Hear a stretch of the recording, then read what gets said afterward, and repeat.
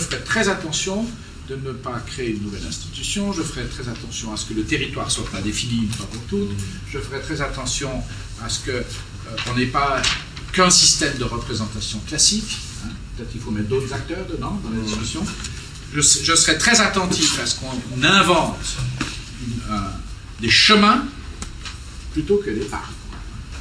Des machins de cheminées plutôt que de parquer les gens. Alors pourquoi pas, mais à condition de prévoir toute une série de garde-fous, le principal étant de nature démocratique, de mon point de vue.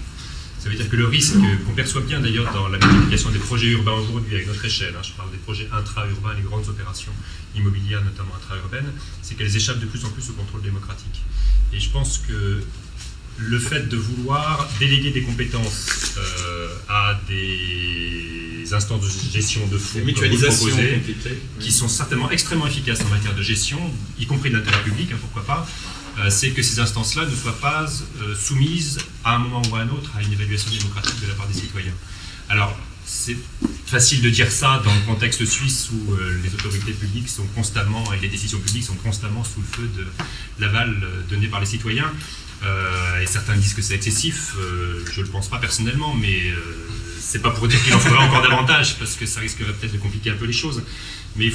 le risque serait de dégarnir un peu la capacité des citoyens à se prononcer sur une politique publique, au prétexte qu'elle serait entre les mains de quelque chose qui serait moins institutionnel et sur lequel les citoyens n'auraient pas forcément la possibilité de demander un référendum, voire même de susciter une initiative. Et c'est un petit peu le risque finalement de tout ce qui peut se passer. Alors je parlais des projets urbains tout à l'heure qui sont assez révélateurs de cette façon de faire. Je pense en particulier à l'Angleterre, à laquelle vous avez fait référence tout à l'heure, où la multiplication des projets urbains participe de cette dynamique, de cette capacité des grandes villes à se repositionner, notamment Londres, sur les objectifs planétaires, comme c'est le cas pour cette ville-là, mais avec une dépossession complète de la part des électeurs sur la possibilité même de dire quoi que ce soit là-dessus, puisque ces opérations-là sont complètement dérogatoires au droit foncier en général et au droit de l'urbanisme. Donc ce qui est probablement une garantie d'efficacité, mais ce qui est certainement une garantie de non-démocratie dans la prise de décision, voire même dans la capacité à assumer les conséquences de ces décisions, parce qu'après on a affaire en gros qu'à des personnes qui ont porté un projet, mais qui ne sont pas redevables du projet devant leurs citoyens.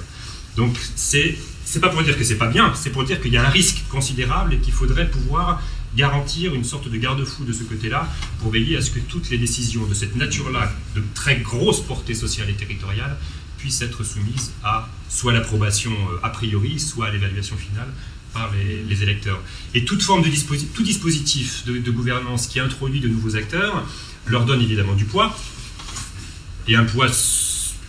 spécifique par rapport à d'autres qui n'ont pas accès à ce mode de gouvernance. Et là aussi, ça pose le problème, cette fois-ci, de l'égalité et puis de l'équité. C'est-à-dire qui participe à la prise de décision sur la gestion des fonds, pour reprendre l'exemple que vous utilisez, donc je suis convaincu que ce serait très efficace en matière de gouvernance territoriale. Hein. Mais d'un point de vue démocratique à nouveau, est-ce qu'il n'y a pas une prise de risque qu'il y ait des voix qui portent plus que d'autres et qu'on renonce, in fine, au fameux principe basique de nos démocraties, qui veut dire un individu égale un électeur, égale un bulletin de vote, le cas échéant. Ce n'est pas un problème spécifique à la gouvernance, hein, c'est aussi un problème, vous le savez bien, dans les démarches participatives. Vous pourriez penser qu'avec la réserve que je peux exprimer en ce moment à l'égard des mécanismes de la gouvernance, je serais un adepte aveugle et enthousiaste pour les dispositifs participatifs. Je ne le suis pas davantage, parce que la participation, dans pas mal de cas, ne se donne pas, les processus de participation ne se donnent pas toutes les garanties pour faire en sorte que tout le monde puisse participer. Et que ce ne soit pas simplement les grosses voix ou les lobbies très organisés, y compris associatifs, y compris ceux qui défendent des idées qui nous plaisent peut-être plus que d'autres,